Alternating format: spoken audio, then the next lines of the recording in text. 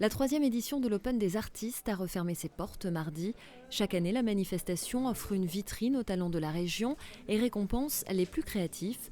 Du 4 au 26 février, une palette d'artistes présélectionnés a exposé à la galerie L'Entrepôt autour d'un thème bien défini, le fait divers.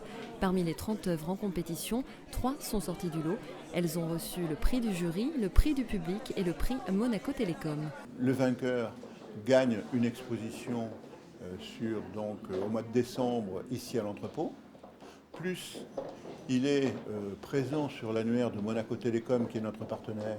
Et donc il y aura une des couvertures des pages de l'annuaire de Monaco Télécom. Et tous ceux qui ont des prix seront sur l'annuaire, soit les pages blanches, soit les pages jaunes, soit sur le collector. Le prix du jury, c'est Gérald Panigi, découvert par un promeneur qui a à la fois, je dirais, de l'astuce, à la fois un clin d'œil, et puis effectivement une recherche, puisqu'on est tout près d'un cimetière, c'est quelque chose un peu de différent.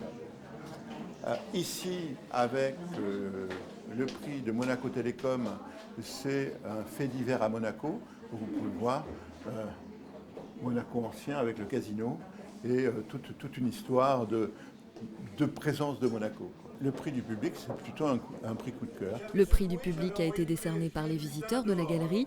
300 votes ont été comptabilisés et au moment du dépouillement, beaucoup d'émotions. Je suis très touchée par ce prix du public parce que j'ai eu quelques expositions où mon œuvre était très appréciée par les professionnels, mais je n'ai jamais pensé, comme je le dis, être pour le grand public. Donc c'est une chose tout à fait nouvelle pour moi et je l'apprécie énormément. On ne peint pas pour soi, pour ranger un tableau dans un placard.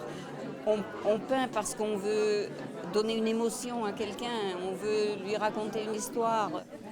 Créativité, originalité, la sensibilité des artistes a été évaluée par un jury de 7 professionnels et le choix n'a pas été facile. Il y a une majorité du choix qui s'est porté sur cette œuvre pour ses qualités.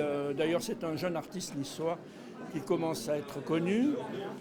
Le MAMAC de Nice a un certain nombre de ses œuvres et en même temps, on l'a trouvée assez mystérieuse et c'est ce qui nous a séduits. Cette année, exceptionnellement, le jury a décidé d'attribuer 2 accessites. Annabelle Tatou pour son œuvre sur les poussiraillottes et Nathalie Léger pour Mémoire décomposée ne sont pas passés loin d'une distinction. La prochaine édition aura pour thème le temps, un sujet qui invite à la réflexion.